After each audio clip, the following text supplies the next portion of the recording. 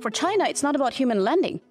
They're not talking about sending the first Chinese woman or the Chinese man. They're talking about building space logistical infrastructure so that they can establish permanent presence. So it's a very different mindset in terms of thinking about the moon. Hello, Space Watchers. I am Emma, Senior Editor of SpaceWatch.Global, and this is a new episode of Space Café Radio, your radio channel dedicated to emerging trends and live conferences in the space sector. Today's guest is Dr. Namrata Goswami. Namrata is a senior analyst, author, academic entrepreneur, and an expert of Indo-Pacific space power and space governance. In her book Scramble for the Skies, she made a very interesting argument about the influence of key cultural factors in influencing the geopolitical strategies and space governance. And this is exactly what we discussed together. What's the role of cultural differences in determining the power strategy of a nation? And can a different cultural background influence the space domain? Namrata says, absolutely yes. And she built a very strong case to support it. Listen up to this compelling interview. I'm sure you will enjoy it. Namrata, thanks a lot for being here with us. It's a pleasure to finally meet you. I've been reading your books for a long time, so thank you for being here. Oh, thank you for having me. It's a pleasure as well from my side. I would like to take a look with you at the China-US and China-Russia space picture at large. But before that, I would like to start from the concept of strategic culture, which is something that you discussed in your book, Scrambles for the Sky. So China's strategic culture is different from ours, and this difference somehow defines its approach and its goals to space. Could you explain us better what's the backbone of China's strategic culture and what is China trying to achieve with space? Sure. So if you look at China's conception of strategic culture, they start from two very critical premises.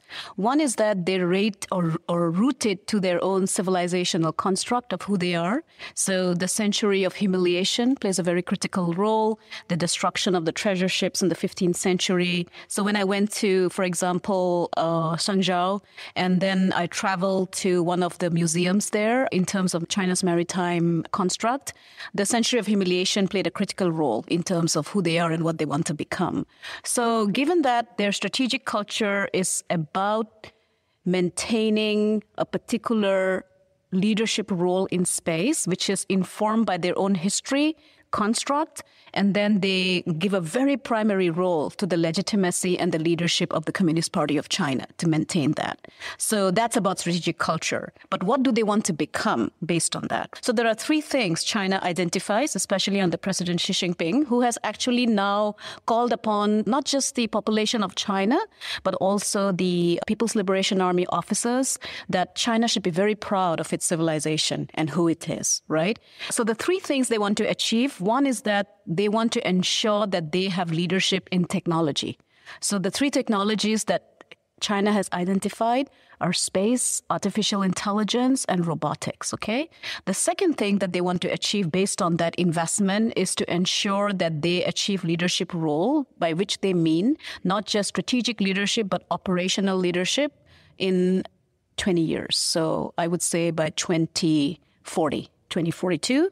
And then finally, what is important for them is that they view space as part of their larger grand strategic thinking. So it's not just an operational domain. Operational domain is the means to achieve the goal of becoming the leader. Do you think they can achieve it in 20 years?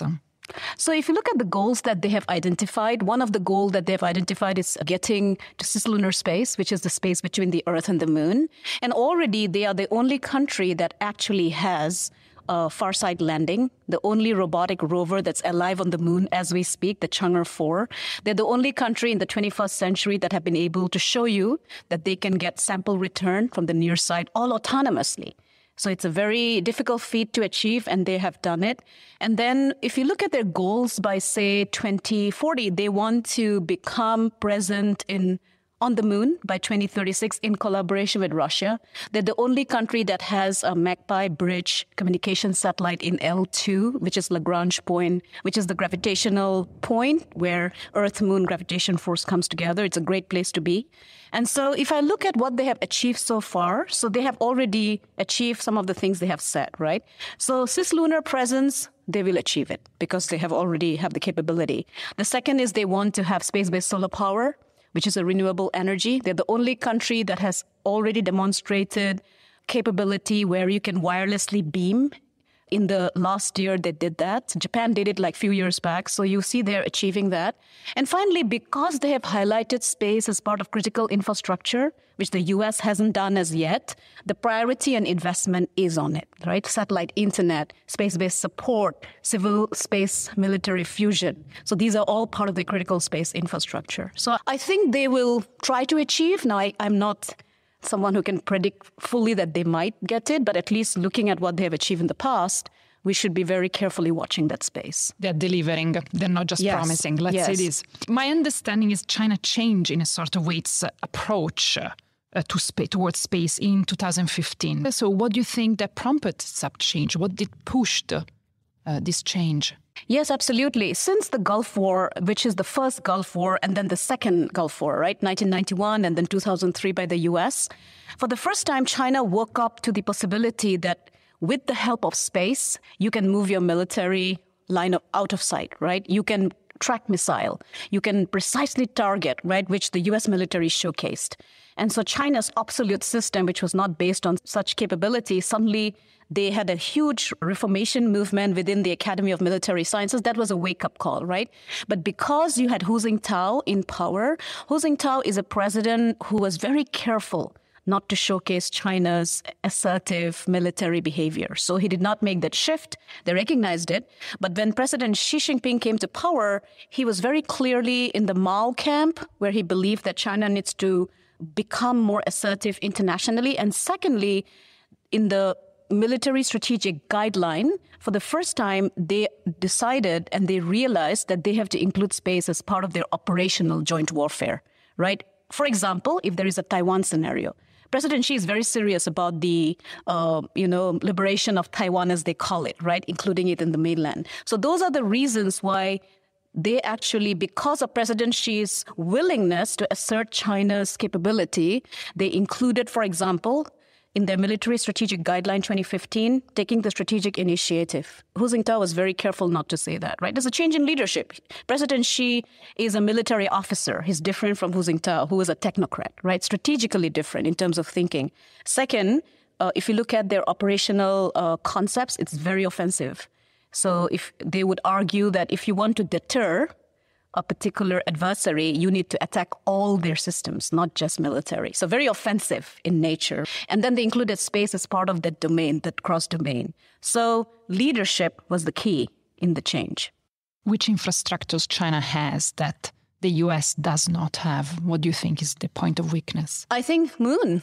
The US doesn't have an infrastructure today to go to the moon. Starship has not yet launched, but it's not really a lunar rocket.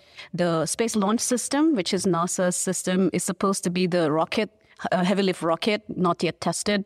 But China already has the capability. It's already there on the moon. It's already there in Lagrange point. And I think the strategic culture point here is that unlike the US, which hasn't identified cislunar space as a critical area of focus, it's more about civil. Go to the moon, send American astronauts to the moon, again, like Apollo. For China, it's not about human landing.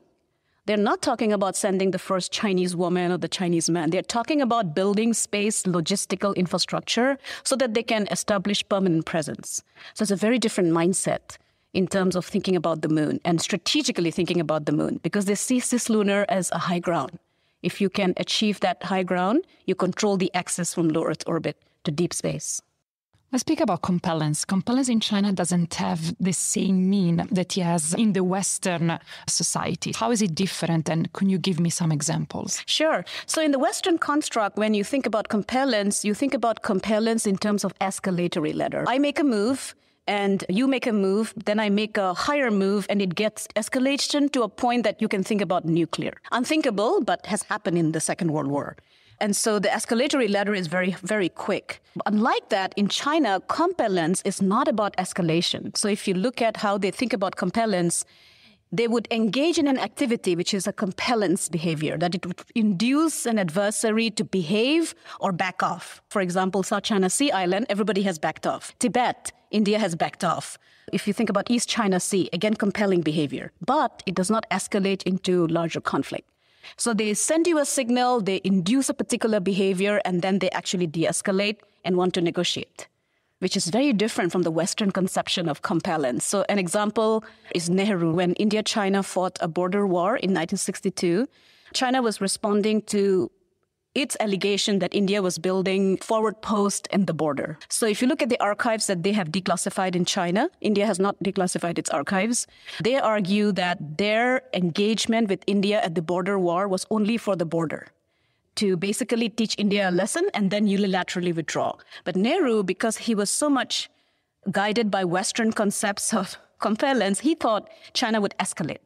But then when China withdrew, he was puzzled. But of course, China, the basic idea was that India should retreat from the border conflict, and it defeated India. So it was a signal. So different in terms of its conception. Incredible how culture can make such a difference, even in such a strategic like war. Incredible. Oh, yeah. Let's speak about China and Russia, the strategic partnership. What do you think of it? So the China-Russia partnership is actually something we should be deeply concerned about, because this is not new.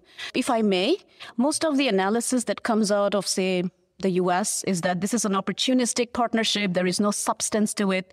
The moment they find something not to their liking, they would break apart. But I think that misunderstands the actual depth of the relationship. So this relationship is not new. It has been going on for the last, at least after the Soviet Union's fall in 1991. From then on, China has learned lessons, first of all, from the Soviet collapse. And secondly, it has upgraded its relationship with Russia since 2000. They signed a treaty of good neighborliness. And then when President Xi came to power, he upgraded the relationship even more. So in 2013, when he first took over, he said that the most important partnership for China is basically Russia. And so very clear in terms of the strategic intent. So this is not just rhetoric. Across all level of Chinese and Russian bureaucracy, they have established institutional exchanges, which means they're building memory of the relationship. And so the biggest insight into their relationship came when Russia had already decided at that time to invade Ukraine. But Putin, of course, visited Beijing just before the Winter Olympics. And in my estimation, if I may, in my perspective, since I studied the relationship, I think that he was looking for reassurance from China that it would support. And it got it. So if you look at the 6,000-word joint statement they signed just before the Winter Olympics, I read it line by line. It says that China actually agrees with Russia that the NATO expansion in the East, especially Ukraine, is not in Russia's legitimate interest. And it agrees that there has to be an alternate international order. You should read the statement. It's written there. So the moment I saw that, I knew that Putin had reassurance from China that implicitly it would support. And my strategic insight is that if he had not got that, I think he would have hesitated too. So you think that the explicit condemnation that China made of Russia's move on to Ukraine after the events of February 2022 is a sort of staged, like okay, officially we condemn you, but then implicitly they're still... Well, look at the facts. I always go by the facts. So China has never said that it condemns Russia. What China has actually said is that it is against violent intervention, right? Never mentioning Russia. If you look at China's voting behavior in the United Nations Security Council and the UN General Assembly, it has voted against and abstained from any resolution that deplores the Russian intervention. So I think I should urge your audience that you should look at the facts and then decide. Because if China was really officially against the invasion, if I may, they would have voted against it. They are a permanent member of the UN Security Council, very, very huge influence, where they abstained. And then in the UN General Assembly, they actually voted against a resolution, which means that they officially have not condemned the Russian intervention. They have stated in some terms that we are against violent intervention, sovereignty, territorial integrity, but never condemning Russia directly. So it's a very interesting strategic messaging that China is doing. Diplomacy, isn't it? Last question, US.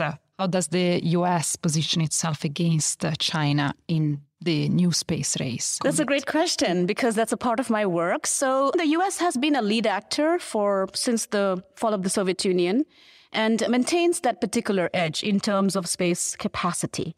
I think where the US is falling behind is space vision. If you compare both countries, China seems to be coming out with very clear strategic vision. For example, its white paper of 2021 very clearly states it's about cislunar space. It's about planetary defense for humanity, which means you will develop asteroid deflection capability, which the world wants. It's about building cooperation across the board with countries in the Belt and Road Initiative, Spatial Information Corridor, right? In contrast, if you look at the US space vision, it doesn't exist. You don't have a clear vision of why the US is going to space in the 21st century. The US comes up with programs that looks very bilateral, but at the global level, it seems to be ceding that leadership because it's not able to articulate very clearly why it's going to space. So in my perception, if you look at how great powers behave, it is clear that China is a great power and wants to become the leading great power, and that's why they are building this long-term road. Whereas the US, because it's a democratic system, change of administration, partisan politics, has been unable to come up with a clear goal as to why it wants to go to space. And once you don't have that, you can actually cede leadership. And secondly, your own private sector does not know why it's investing in space, right? It's not just about reusable rockets. It's about building that edge. But because the long-term vision is missing, you might not be able to build that capacity. And so I think that's how I would see the comparison. I'll finally end by saying that one of the critical areas that China has included in its white paper is cislunar space, which is, as I said, the critical high ground. You have certain policy documents in the US talking about it, but you do not have a White House level vision. So if you do not have that kind of direction supported by Congress, you will cede that particular high ground. Fantastic. Namrata, thanks so much. It was such a pleasure to talk to you, and till the next time. Thank you. Oh, thank you for having me. It's a pleasure. If you want to keep the pulse of the space industry, please visit our website at www.SpaceWatch.Global and subscribe to our newsletters. And of course, don't forget to become a Space Watcher. I'm Emma Gatti, Senior Editor at SpaceWatch.Global, your independent perspective on space. See you next time. Ciao.